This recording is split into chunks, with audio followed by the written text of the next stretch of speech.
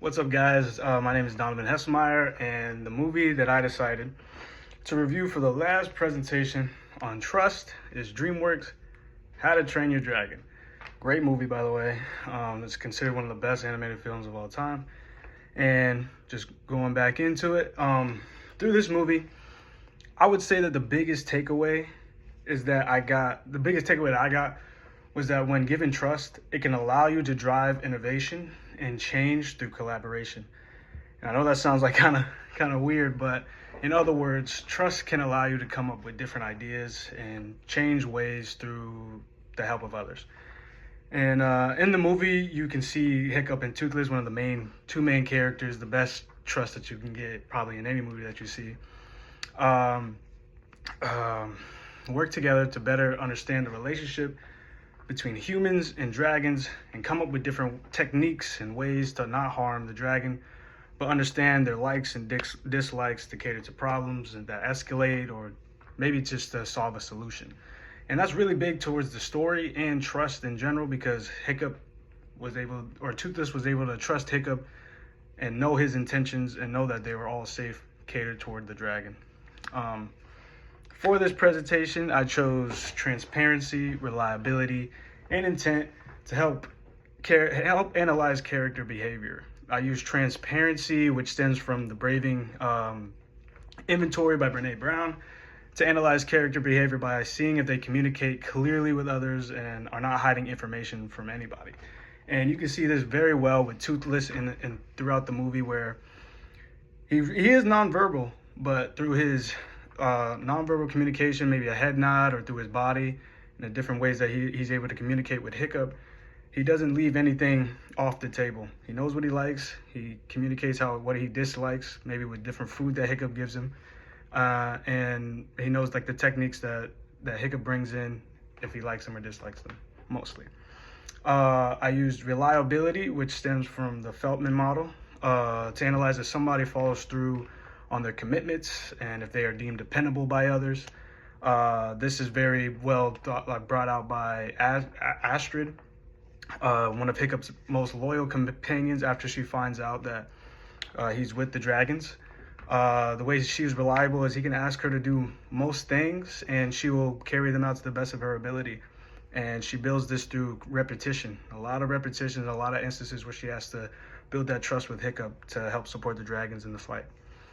And lastly, I used intent, that comes from Covey's 4 core trust elements, to analyze if somebody's behaviors reflect their own values and if their goals align with helping helping others through motivation. And this really gets brought out by I think his name is Stosic, Hiccup's dad, and his values were basically to the values of the people.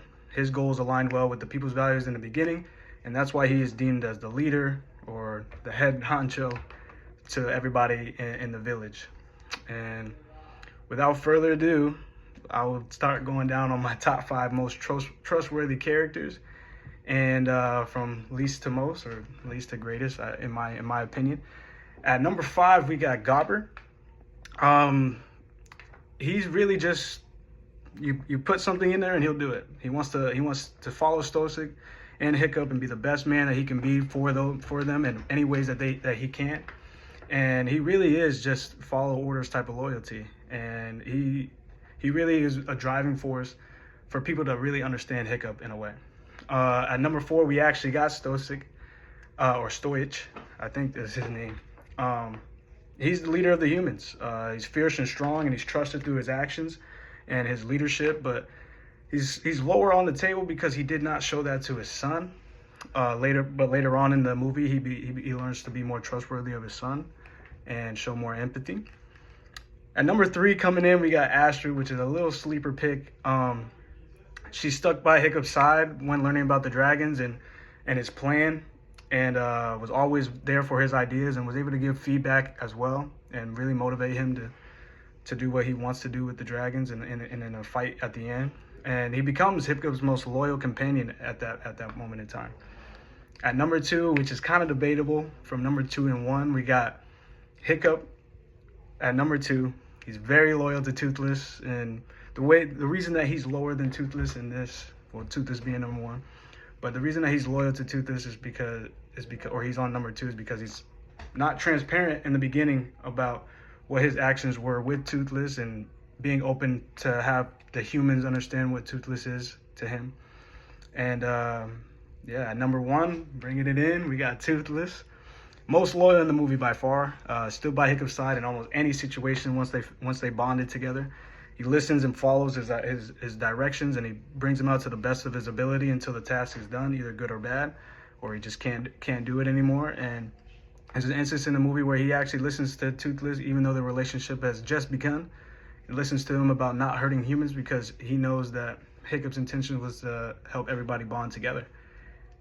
Just to close it out here, I know Toothless being the winner, but just to close it out here, great movie to understand trust, and you can see that throughout all the aspects of the movie, and I hope everybody else enjoys this movie if they watch it.